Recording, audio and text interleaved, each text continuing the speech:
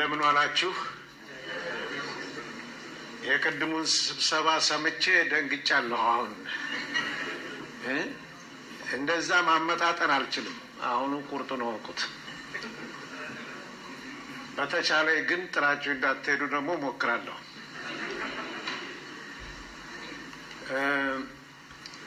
ከኢትዮጵያ የወጣሁት የዛሬ 11 ዓመት ገደማ ነው። ከዛ ከወጣ በኋላ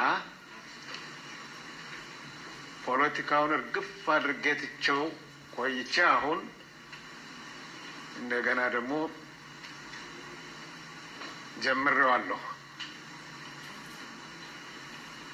የጀመርኩት ነን ፓርቲዛን በሆነ መልኩ ነው። ድሮ ፓርቲዛን ፖለቲክስ ውስጥ ነበርኩ። ይሄን ያደረግኩት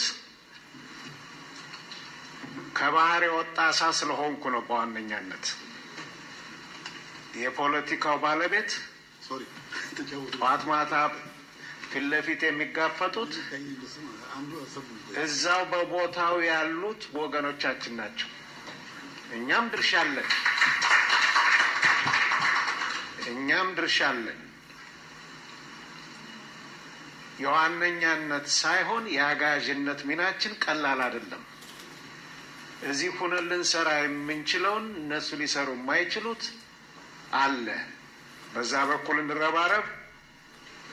ህዝቡ ጋር ጠዋት ማታ ደግሞ ሆነው ትንፋሹንም እያዳመጡ ሲያለቅስም አብረው እያለቀሱ ስራቸውን የሚሰሩትም ደግሞ እነሱም ስራቸውን ይስሩ። ይሄንን የሚና ጉዳይ በጥንቃቄ እንድንመለከተው አደራ እላለሁ። ወደ ጉዳይ ከመግባቴ በፊት ይሄንን ፖለቲካዊ እኩልነት ለሁሉም ኢትዮጵያውያን የሚለውን ሀሳብ ማጥናት የጀመርኩትም ልክ ከሀገር ቤት እንደወጣሁ ነው። ያው 11 ዓመት ሆነው ማለት ነው። ከዚህ ጥናቴ ውስጥ የተወሰኑትን ጉዳዮች ብቻ ነጥዬ በጣም አስፈላጊ ናቸው የሚባሉትን የመግባባት ዴሞክራሲ ሞዴል በሚለው ሀሳብ አካባቢ ደርድሬያቸው ለእናንተ ለማቅረብ በዛሬው ፕሬዘንቴሽኔ መጥቻለሁ።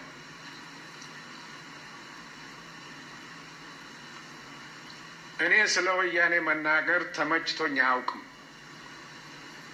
አድማጮቼ ስለ ወያኔ በራሳቸው ከደረሰው የበለጠ መረጃ ከኔ የሚያገኙት አይመስለኝም። በብዙ ወገኖቻችን ላይ እንደደረሰው በአይነትና በመጠኑ የከፋ ባይሆንም የወያኔን ግፍ እኔም ቀምሼዋለሁ። ሐኪም የታመመን ሊረዳ ይችላል። የታማሚውን ስቃይና መጠን የሚያመው ግን ባለቤቱ ብቻ ነው የሚል እምነት አለኝ። እኔም ታመም ያለው ስል ትንሽ ልናገር። በቀጥታ እኔ ላይ የደረሰው እኔ ስራ የጀመርኩት በመምህርነት ነው። በ1965 ዓመተ ምህረት አክሱም ሄጄ ገጠር ትንሽ ሱቅ እንኳ የሌለበት መንደር ከገበሬዎች ጋር ለ1 ዓመት ኖሬያለሁ። እዛ አስተምሬያለሁ። በዚያን ጊዜ ለማርያምም ጠበል ተጠርቼ፣ ለገብርኤልም ጠበል ተጠርቼ፣ ለጊዮርጊስም ጠበል ተጠርቼ ሁሉንም በዓላት ተለምኜ ነው አብሬያቸው ሆኜ አብሬያቸው በዓሉ እንዳከብር እኔ የምሰጠው ሳይኖር ከነሱ ተቀብዬ አብረን በደስታ ይኖር ነው። ከ1 ዓመት በኋላ አክሱም ገባሁ። እዛም 2 ዓመት ቆየሁ። በጠቅላላ 3 ዓመት። በዚህ ሁሉ ቆይታዬ ውስጥ የቆየሁት ከ10 ዓመት በታች ካሉ ህፃናት ጋር ነው።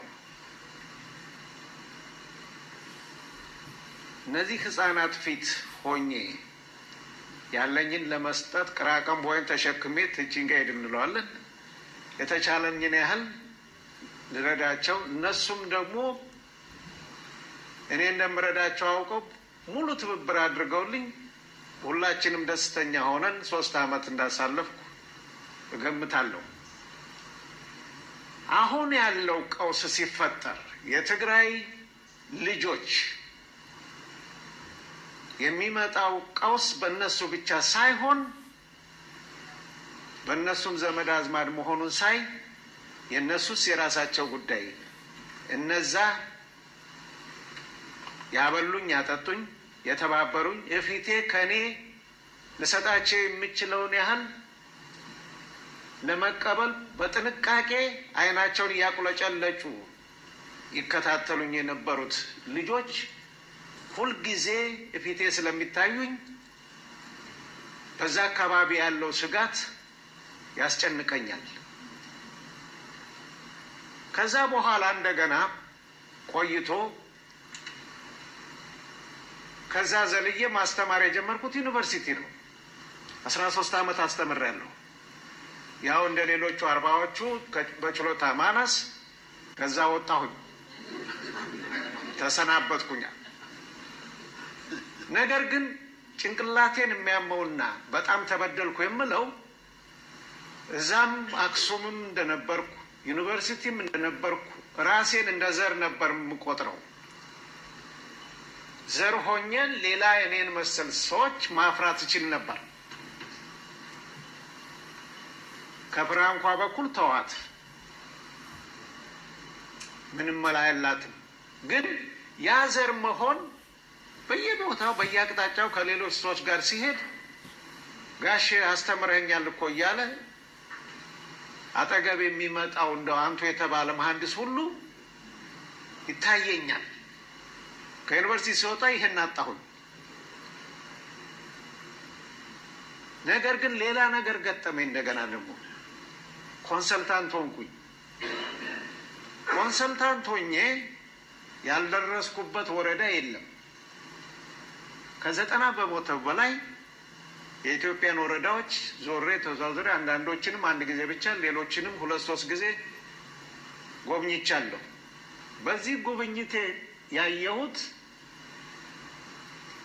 ወገኖቻችን ከቋንቋ መለያየት በስተቀር በብዙ ነገሮች ተመሳሳይ ናቸው። እኔ በሄድኩበት ሁሉ እኔን አያውቁኝም፣ እንግዳ ነኝ። ነገር ግን ለዚህ እንግዳ የሚያደርጉለት ነገር እነሱ በለት በለት ከሚያደርጉት የበለጠ የላቀ ነገር ነው።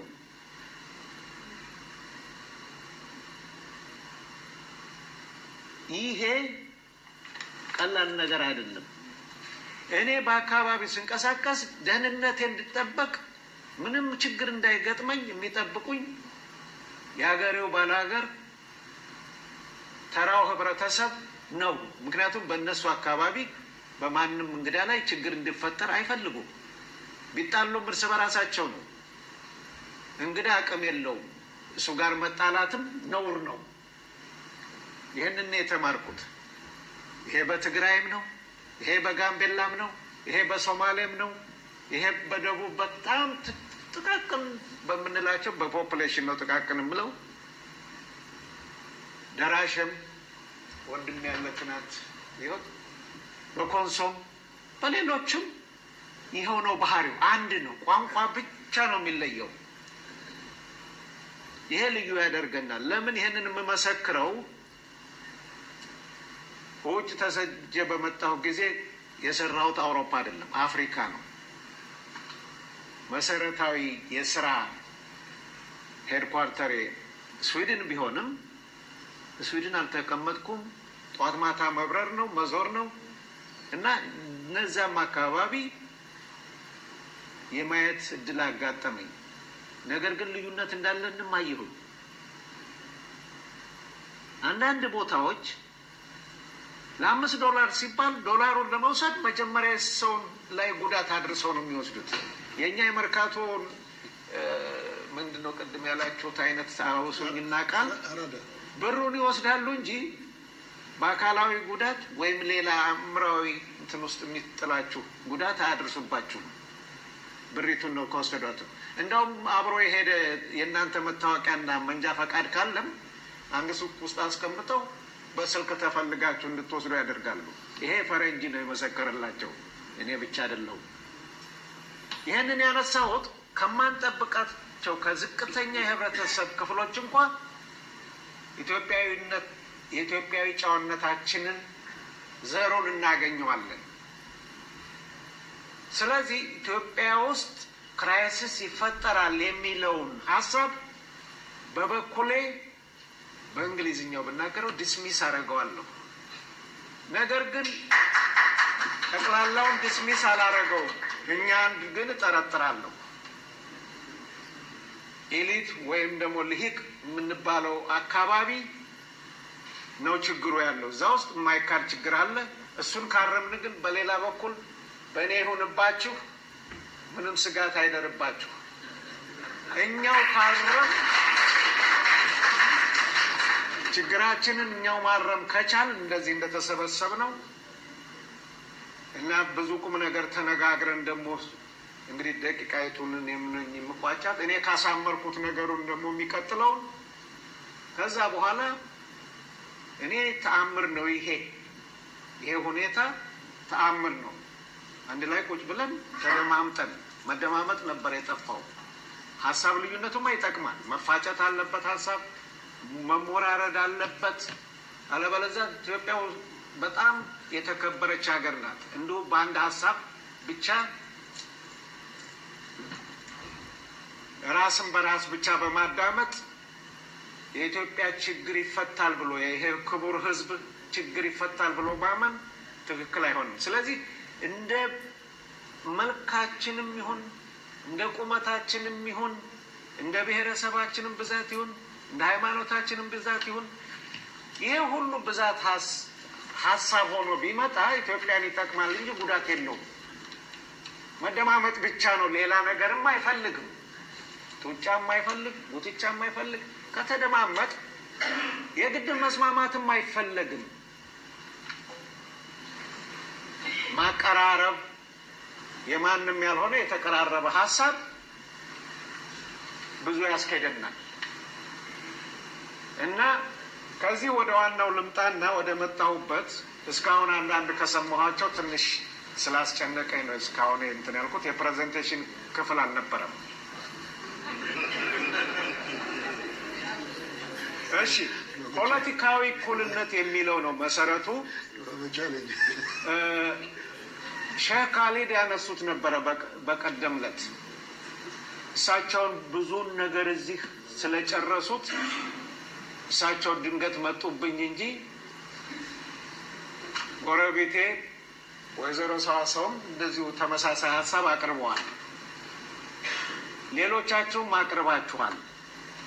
ዋናው ነገር የማንም ጉዳይ፣ የማንም አመለካከት፣ የማንም ሀሳብ መደመጥ አለበት። ለነዛ ሀሳቦች፣ ለነዛ ጉዳዮች፣ ለነዛ ኮንሰርን ደግሞ በእንግሊዝኛ የምንጨምርና ሁላችንም ጥንቃቄ ማድረግ አለብን። በአንድ ወቅት ላይ ባንቀበላቸው በሌላ ጊዜ ግን ፈልገን ማናገኛቸው ሊሆኑ ይችላሉና ብዙ ቀዳዳ ባይደፍኑልን እነዛ ሰዎች ያቀረቡት ሀሳብ እነሱ ለታያቸው ችግር መፍትሄ ይሆናልና ሀብት ናቸውና ይህ አይነት አስተሳሰብ ከሁሉም የሚገኘውን ያህል አሰባስቦ ተጠቃሚ መሆን በዴሞክራሲ ውስጥ ትልቅ ዋጋ ያለው ነው። የሚነበበው እናንተ አንብቡት። እኔ ጊዜን ለመሻማት ልሩጥ። የተቆረጠ አለ ላይ ምን ላድርገው? የቀረኝ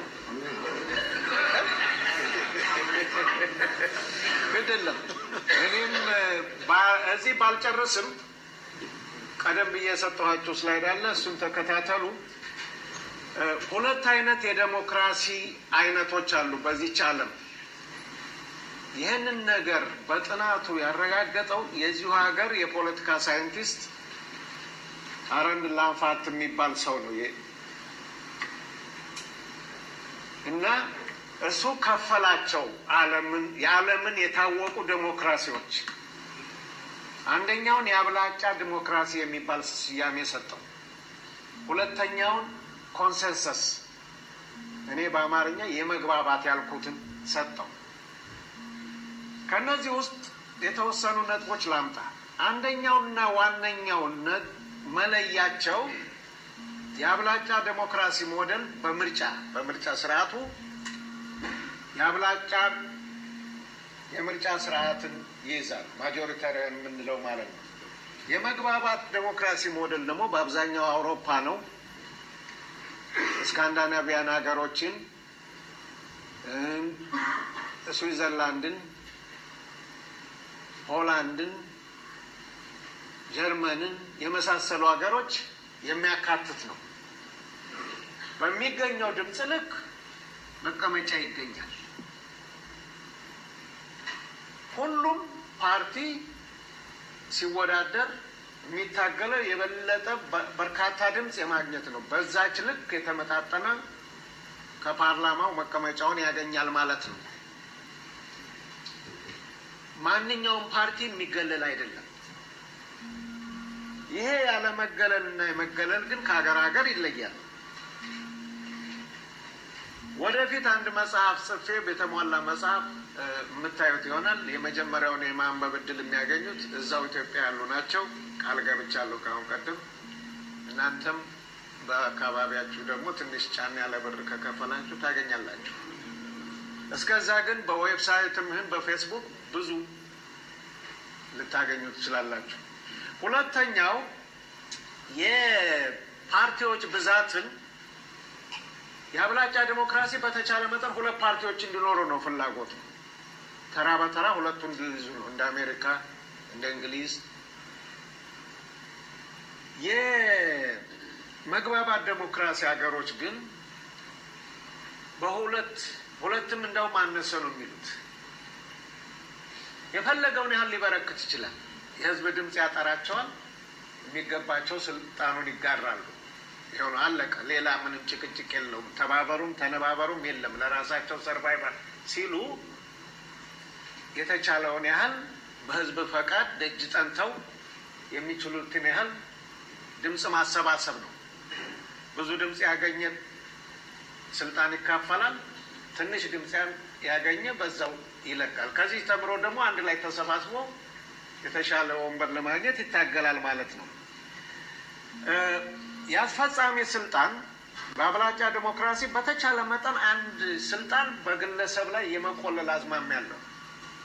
በመግባባት ዴሞክራሲ ግን ግለሰብ ብዙ ስልጣን እንዳይኖረው በተቻለ መጠን በግለሰብ የሚያዝ ስልጣን እንዳይበራከት ነው ተግተው የሚሰሩት እና እንግዲህ ቅድም እንደተባለው ጊዜ ልለፍና የአብላጫ ዲሞክራሲ ሞዴል ጾታው ወንድ ነው በለው ገጨው አሸንፈው ነው ወሬው ይሄው ነው፣ ተግባሩም ይሄው ነው። የመግባባት ዴሞክራሲ ግን ጾታ ሴት ናት። ግጭትን ትሸሻለች፣ ሰላምን ትፈልጋለች፣ ከሷም በላይ ሌሎች ኃላፊነት ትሸከማለች። ቢጠና በመጫጫው በመከራከር ነው እንጂ ወደ ጡንቻ የሚሄድ አዝማሚያ የላት። ይሄ ማለት አንዳንዶች የሉም ማለት አይደለም። እንደታቸራ ይሄ ቅርጹ እንደ ኖርማል ዲስትሪቢዩሽን እንግዲህ እንትን ቴይል አለው። ከዚህም ወደዚህ ሻገራ ከዚህ ግን በአብዛኛው እንትን ይላል። ይሄ የሴት እና የወንድ ባህሪ የሚመነጨው በተለይም ሰላምን በተመለከተ ልክ የጾታ መለያችን እንዳለን ሁሉ ሴት ናት ወንድ ነው እንደምንለው ሳይንሱ ደግሞ ሌላ ጨምሮልናል። አስተሳሰባችንም ባዮሎጂካሊ የሳይኮሎጂም አይደለም የማህበራዊ ተጽዕኖም አይደለም፣ ተፈጥሯችን በባዮሎጂ ራሱ ለሰላም የመስጠቱ ትኩረት ማለት ትኩረት ለሰላም የመስጠቱ ነገር በሴቶች ነው ያለው። ስለዚህ ምክር ቤቶች 50-50 ቢሆኑ የተሻለ ህብረተሰብ ልክ እንደ ህብረተሰቡ የሚሆን የሚመጥን ሀሳብ ይወጣል፣ የሚመጥን ህግ ይወጣል፣ የሚመጥን አሰራር ይወጣል። ይችን አትርሱብኝ። ፌዴሬሽንም በሉት ምንም በሉት በየቤታችን ያ መንፈስ ይፈልጋል እና ወደ ሌላ ትንሽ እንግዲህ አለቃም ካላዘነ መጋፋት አለብኝ። ትንሽ አንድ ቬሪ ኢምፖርታንት ነገር በቃ እሱም ተበላሸ። ቴክኖሎጂውን ያኮረፈው አልሸሽም ግደለም ትንሽ እና እዚህ ላይ ይህንን ስዕል ይውልኝ ይታያችኋል። እዛ ይታያል። ትንሽ ተዛንፏል። ሰዋሰው የመጣችበት አገር ኖርዌይ በዓለም በተከታታይ በዴሞክራሲ አንደኛ ደረጃ ናት። እኔ የመጣሁት ደግሞ ከስዊድን ነው። ሶስተኛ ናት ስዊድን።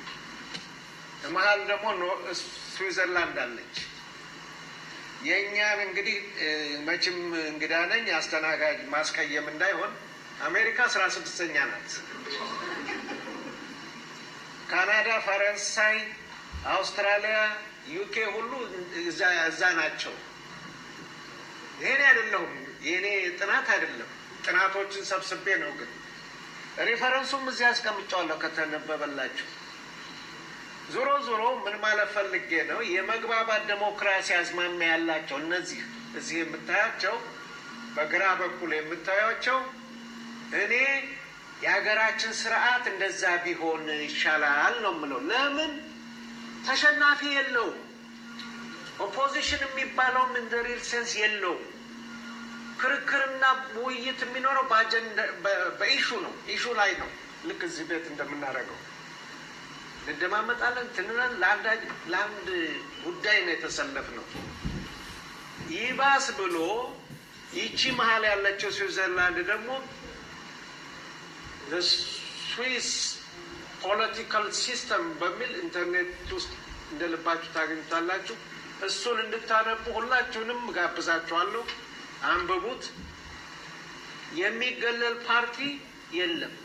ኤክስትሪም ሌፍትም ቢሆን ኤክስትሪም ራይትም ቢሆን ልክ እንደዚህ ሀገር ዳኞች ያሳይማለንም 9 የሱፕሪም ኮርት እዛ ውስጥ ወደ የትም ይወግኑ አንድ ላይ ተቀምጠው ተፋይተው ፍርድ መስጠት አለባቸው። ያንን ትማል ግን በውስጣቸው ያለው አይዶጅ መለየት ምክንያት ፍትህ አይጓድ